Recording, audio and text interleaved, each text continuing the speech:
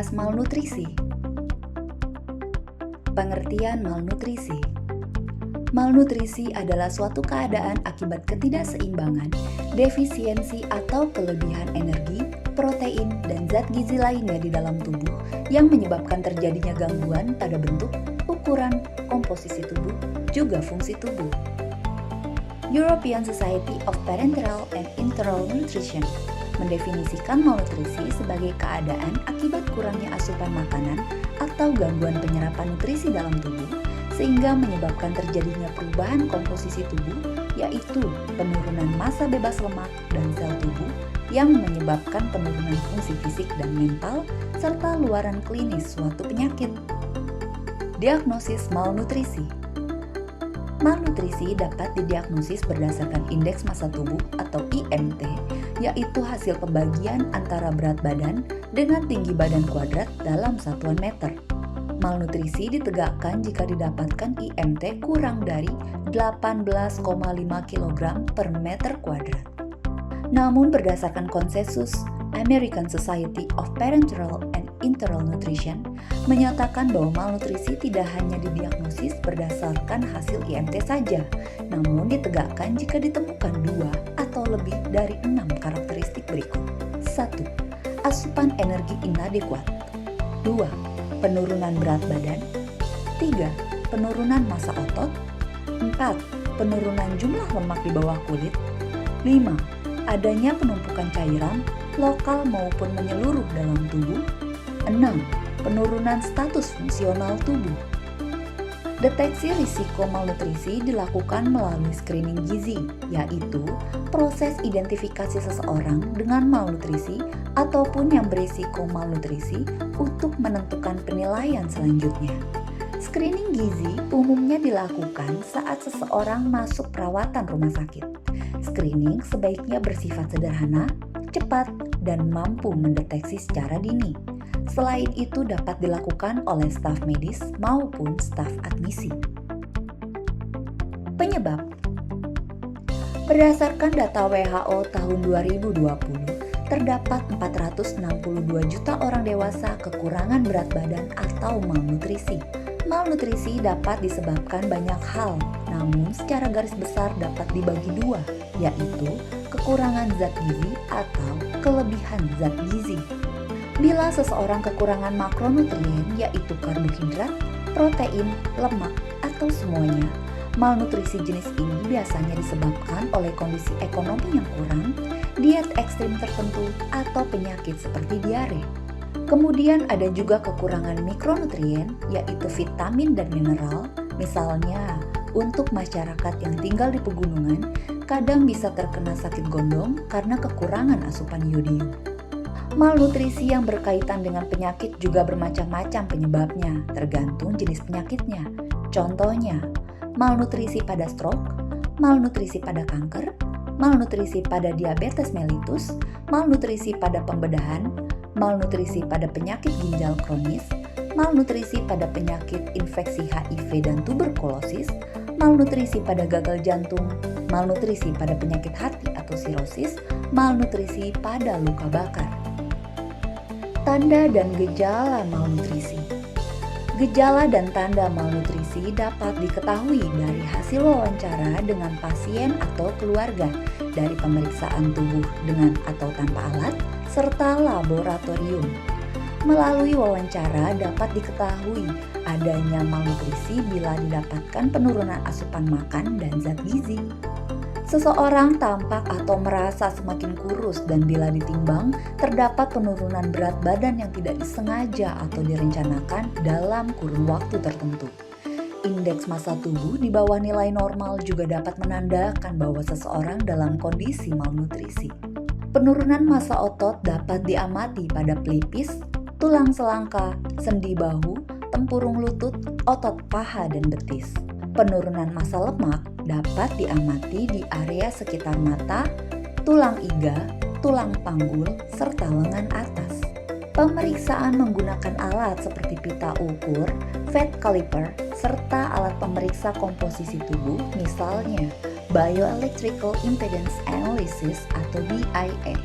7-10 tanda akibat kekurangan zat gizi mikro atau mikronutrien dapat dilihat dan diamati pada rambut, rongga mulut, gusi, sudut bibir, pucat, kuku, telapak tangan, dan pembesaran kelenjar gondok. Pemeriksaan laboratorium seperti kadar hemoglobin, limfosit, albumin, elektrolit seperti natrium, kalium, kalsium, magnesium, fosfat.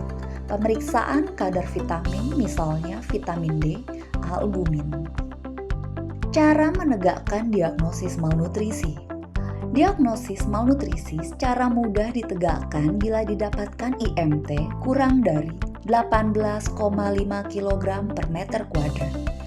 Penegakan diagnosis malnutrisi juga melalui wawancara, pemeriksaan fisik, dan penilaian kapasitas fungsional.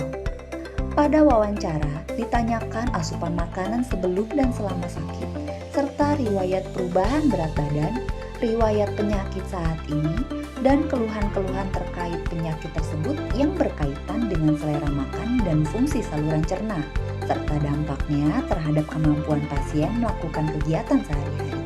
Tanda-tanda penurunan massa lemak dapat dilihat di bantalan lemak di sekitar mata, di atas sela iga, dan di bagian belakang lengan atas. Sedangkan untuk tanda-tanda penurunan massa otot dapat dilihat di pelipis, tulang selangka dan belikat, punggung tangan, dan betis. Pemeriksaan fisik massa lemak, otot, dan cairan tubuh dapat dikonfirmasi dengan pemeriksaan komposisi tubuh menggunakan BIA. Pengukuran kekuatan genggam tangan bertujuan untuk mengetahui kekuatan otot. Tata laksana malnutrisi. Tata laksana kasus malnutrisi dilakukan melalui terapi medik gizi berdasarkan derajat dan jenis malnutrisi, serta penyakit yang mendasari.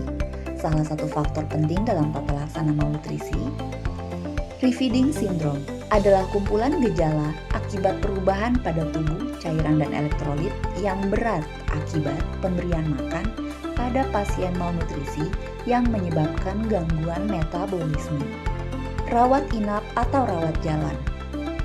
Jalur pemberian makan. Makan lewat mulut seperti biasa atau penggunaan selang makan. Bila saluran cerna dapat difungsikan hingga pemberian zat gizi melalui jalur infus. Jalur pemberian makan disesuaikan dengan keadaan umum dan penyakit yang mendasarinya, misal pasien tidak sadar, pasien pasca operasi, mulut tenggorokan usus, stroke, atau keganasan. Pemenuhan zat gizi makro, protein, karbohidrat dan lemak, dan mikro, vitamin dan mineral, serta elektrolit dan cairan sesuai derajat malnutrisi dan penyakit penyerta. Peran keluarga atau caretaker atau caregiver selama perawatan di rumah sakit maupun di luar rumah sakit.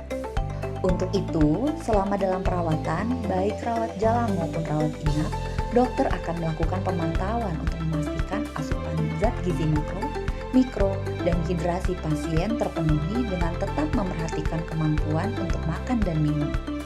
Hal-hal yang harus diperhatikan, frekuensi makan, volume porsi makanan, dan keragaman isi makanan, bertujuan memastikan pemenuhan asupan zat gizi makro dan mikro sesuai target kebutuhan energi. BAK meliputi frekuensi, volume, dan warna air seni, bertujuan untuk mencegah dehidrasi maupun kelebihan cairan. Berat badan dapat dilakukan di rumah.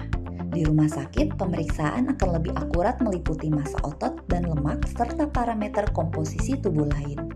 Keluhan tidak selera makan, mual, muntah, begah, diare, sembelit, atau sakit perut sebelum, saat, dan sesudah makan. Kondisi saluran cerna bila menggunakan selang makan atau pemberian zat gizi dari infus atau dengan stoma. Hal penting lain yang harus diperhatikan. Makan dan minum sesuai jadwal, dapat juga menggunakan prinsip makan sedikit namun sering. Kontrol rutin penyakit yang mendasari terjadinya malnutrisi.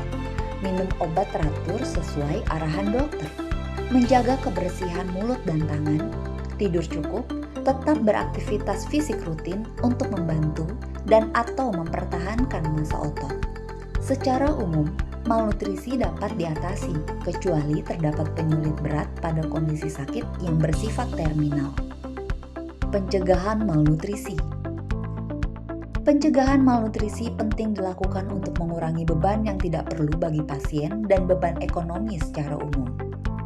Langkah-langkah pencegahan malnutrisi terdiri dari screening dini, pengukuran antropometri atau IMT, pemeriksaan laboratorium, penata laksanaan kondisi medis yang berkontribusi langsung terhadap malnutrisi seperti kesulitan menelan, penyakit saluran cerna, depresi atau demensia, serta penilaian pola makan seperti jenis dan jumlah makanan yang dikonsumsi dan makanan yang dihindari oleh pasien.